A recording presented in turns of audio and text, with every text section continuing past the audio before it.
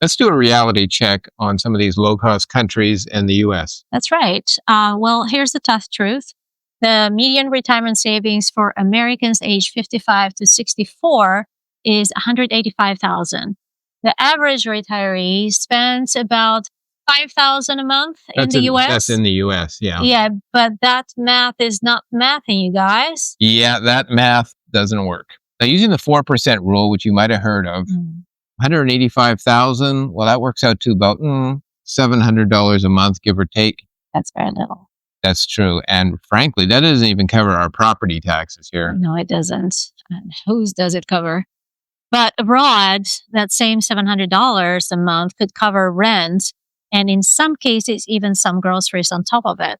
So suddenly that small nest egg that you had, it buys you freedom instead of stress. So don't buy into that myth that you have to wait until 65. No, the real question is how much further could your money go if you live differently? So when we looked at these numbers, like the ones that we just mentioned, we realized that there has to be some myth busting we got to do here. Yep. So let's start with myth number one. Myth number one. Yep. You need to be rich. No, wrong. Couples in Ecuador live on, let's say, what I've heard, around $1,500 a month. Yeah, it doesn't hurt to be rich, but if you're not, here are the options. So myth number two, healthcare abroad is poor and not good quality. So that is not true. Like in Portugal, Mexico, Thailand, Malaysia, and so forth, there's excellent care, affordable insurance as well that you can purchase that we can talk about in other episodes. Here's another myth. You can't retire before 65. False. Lower costs mean early freedom. And myth number four is, well, I'll just feel isolated. Well, honestly, some of the best friendships that we have formed have been actually when we've been abroad. People end up being more curious and more open to seek out other expats. And the expat groups are lively with lots of events and activities. So I don't think you'll feel isolated. Well, at least we haven't. Which myth scares you the most? Comment below. We can address it in future episodes. Here are some countries, for example, where you can see yourself living with a low cost of living earlier than you thought. Because all of a sudden, your money goes further. And possibly higher quality lifestyle and health.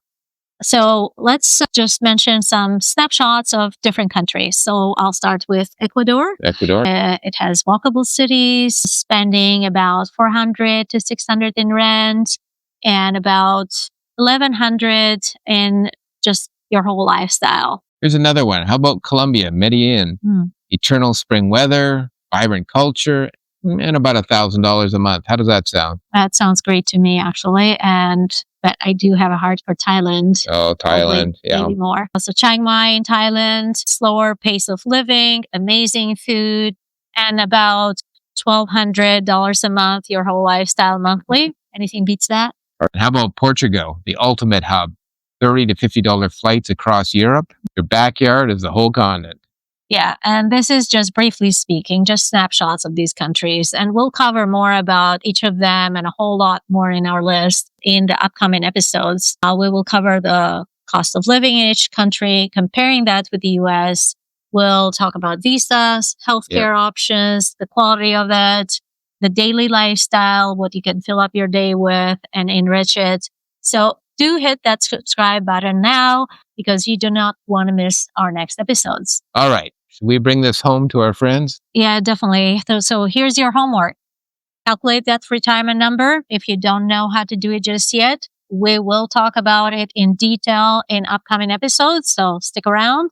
Then do research at least 3 countries. Find out what your daily life could be there. Start envisioning it based on the facts. We will talk about those facts in our upcoming episodes as well. So do imagine in detail, how do you want your mornings to be like, your meals, your walks, and hold that vision. And stay with us. Next episode will be how we choose those countries. We're looking at the visas, the residency options, lifestyle comparisons, and how to build 2 financial roadmaps, one for the US and one for abroad.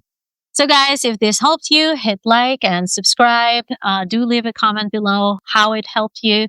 Join our Facebook group too. We'd like to get to know each other more and build a community where we support each other. The name of our Facebook group is the same as this channel, Smart Retirement Abroad.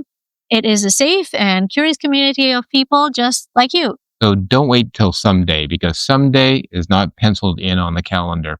That someday is actually a choice that only you can make, and you can choose it today.